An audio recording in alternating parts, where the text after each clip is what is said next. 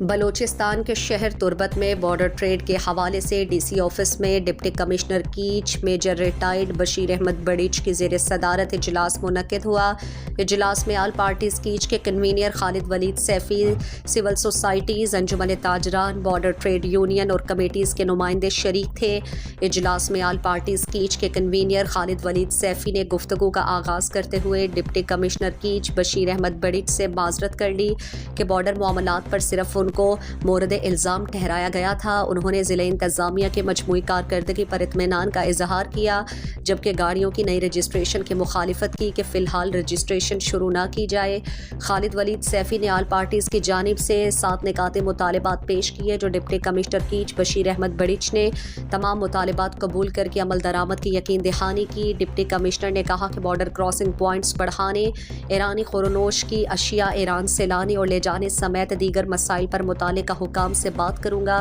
فی الحال روزانہ 10 گاڑیوں کو سامان لے جانے کی اجازت ہے۔ آل پارٹیز کے مطالبے پر جالگی بارڈر پر 20 کی بجائے 200 گاڑیوں کو اجازت دی جائے گی۔ جتنی گاڑیاں بلاک ہوئی ہیں آل پارٹیز کے تصدیق کے بعد بحالی کی جائیں گی۔ اجلاس کے بعد آل پارٹیز کے کنوینر خالد ولید سیفی نے گدروشیا پوائنٹ کو بتایا کہ گفتگیں احتجاج بارڈر سرا چلے تھا، تو آئیے تناظرہ ڈپٹی کمشنر ہمارا آل پارٹیز آر انوائٹ کو تگا کہ شما بیائے ما افت نکاتی ایجنڈا ریٹن ڈپٹی کمشنر داتگا کہ آئی تہا سرکاری کرپشن خاتمہ بھی آزادانہ تجارت بھی کراسنگ پوائنٹ پچکنک بھی وردنی سامان چدا کے کسی برگ لوٹیا اس طرح پابندی میں بھی اور ہما گاڑی کے بلاک کو تگام کجا بنیادہ سیاسی بنیاد میں کجا بنیادہ بلاک کو تگا گاڑی پچکنک بھی اور کراسنگ پوائنٹ جالگی کستے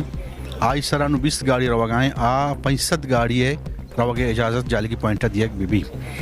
تو یہ چیزیں میں ڈیمانڈ بتگا ڈپٹی کمشنر صاحبہ میں گپ بعض